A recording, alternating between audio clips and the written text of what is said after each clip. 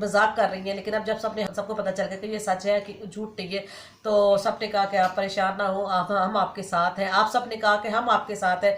आपने मुझे इतनी प्यारी दुआएं दी, तो शुक्र अल्लाह पाक का करना चाहिए। जिस हालत में भी हो इंसान अल्लाह का शुक्र अदा करना चाहिए। तो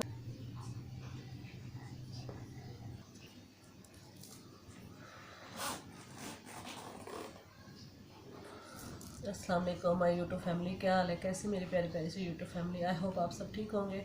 मैं भी अल्हम्दुलिल्लाह ठीक हूँ। आवाज़ से आप अंदाज़ा लगा सकते हैं और मेरी कंडीशन से भी अंदाज़ा लगा सकते हैं। आजकल जो आप मुझे देख रहे हैं कि मैं जिस तरह परेशान हूँ, और जो मेरी कंडीशन जा रही है इसकी वजह से मेरा बीपी बहुत ज़्यादा हाई रहता है, और सर में दर्द और खांसी जुकाम बुखार तो जाने का नाम नहीं ले रहे। शायद टेंशनों की वजह या इस घर में जो गर्मी है गर्मी की वजह। मैंने कहा था कि आप अपने घर के परेशानी के लिए ये वजीफ़ा करें, वो वजीफ़ा अदा कर रहे थे, तो फिर यहीं से मैंने कहा चले आपके साथ आज की वीडियो स्टार्ट कर लेती हूँ। आप सबका शुक्रिया अदा करने के लिए मेरी वाईटी फैमिली, आपका बहुत बहुत शुक्रिया कि आप लोग मुझे इतनी दुआएं दे रहे हैं और मेरे साथ इस वक्त में खड़े हैं जब अल्लाह के बाद आपके पास कोई आसरा या सहारा। फिर मैं खुश नसीब हूँ कि मैं एक यूट्यूबर हूँ और मुझे इतनी प्यारी अल्लाह ने वाईटी फैमिली दी और मेरे इतने प्यारे यहाँ से मुखलिस रिश्ते दिए। तो थैंक यू सो मच मुझे इतनी सारी दुआएं देने के लिए। और आज की वीडियो लाने का आपके साथ मकसद यही है कि देखें जी, मुझे मेरे काफ़ी दोस्तों ने, वाईटी के दोस्तों ने भी और मेरे काफ़ी अपने बहन भाइयों ने, रिश्तेदारों ने, मेरे पुराने दोस्तों ने, सब ने मुझे कॉल की, मैसेज किए कि ये क्या हो गया, ये हम सोच भी नहीं सकते थे। तो तुमने तो इतना बुरा वक्त इनके साथ गुजारा है और तुमने इनको कभी नहीं छोड़ा। तो इनकी बहन के बच्चे हैं, सब कह रहे हैं कि ये ऐसे कैसे कर सकते हैं मामू, ऐसा नहीं कर सकते। पहले सब यही समझ रहे थे कि या एक मजाक कर रही है, लेकिन अब जब सबने हालत देखी सबको पता चल गया कि ये सच है कि झूठ नहीं है। मैं नहीं गई थी तो मालिक मकान के साथ भी इतनी अटैचमेंट नहीं थी, तो मैं ना ऊपर वाले पोर्शन में रहती थी। तो मेरे अब्बू मुझे ईद वाले दिन मिलने आए, तो मेरे अब्बू ने पूछा कि हाल चाल पूछा। मेरे अब्बू ने कहा क्या हुआ, तुम लोग लेटे हुए? मैंने कहा अब्बू सर्दी लग रही थी इसलिए मैं अपने बेटे को लेके इमरान को ना बाहर धूप में लेट गई। हस्बैंड तो फिर अंदर पहले बिस्तर में होते थे। तो उन्होंने मुझे कहा कि अच्छा ये तुम्हारे भाइयों ने ईद भेजी है। ये आज से तकरीबन 14-15 साल पहले की बात है। तो उन्होंने जब 300 रुपये ईद भेजी तो मैंने अल्लाह का शुक्र अदा किया और मैंने कहा अल्लाह आप इस तरह भी मौजे करते हैं कि 300 रुपये मेरे पास आया, वरना मेरे घर में यकीन करें ईद वाले दिन ना आटा था, ना घी, ना कोई चीज दुनिया की नहीं थी। मेरा बेटा यहाँ तक के ना,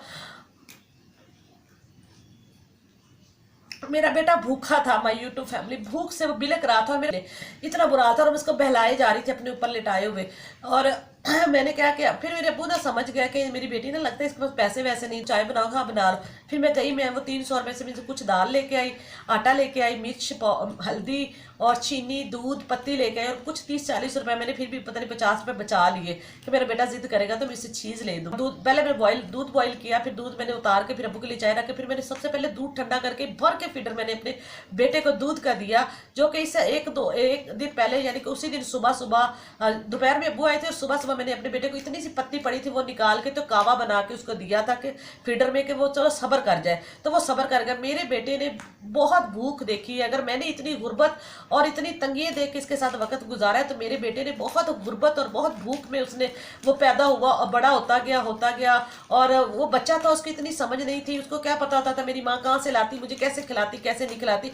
और आपके साथ ये बात करने का, शेयर करने का मतलब ये कि तब भी मैंने इसको नहीं छोड़ा। मेरी फ्रिया ने वो तंग हालात, वो गरीबी, वो गुर्बत नहीं देखी जो मेरे बेटे के दौर में थी।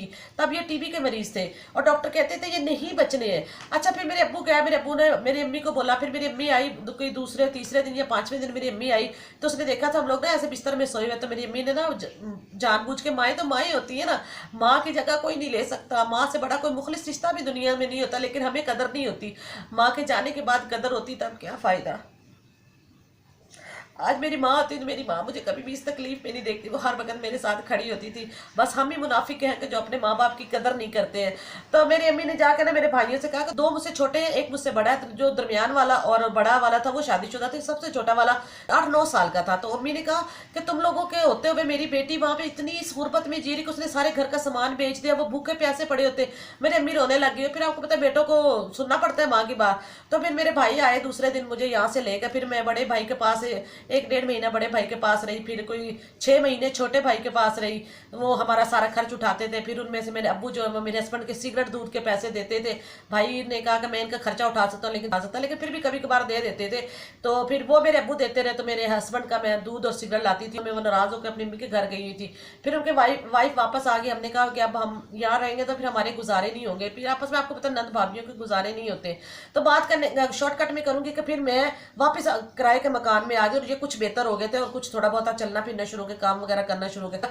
मेरी शुरू से आदत है, ना तो मैंने कभी किसी से हसद किया है, ना कभी किसी की चीज़ देख के मैंने कहा कि मैंने ये लेनी है तो लेनी नहीं।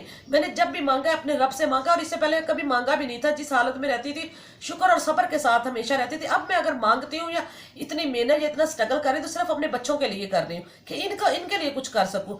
तो बस वाइटी फैमिली, फिर उस वक्त तो मैंने इस बंदे को नहीं छोड़ा, इस बंदे को वो भी भूल गया। अब ये फिर वही हरकतें कर रहा है, फिर ये फोन पे बातें कर रहा है। कल ये 4 बजे का गया, और रात को 10 बजे आया, और इसके भाई भी आए हुए थे, उनको भी पता था।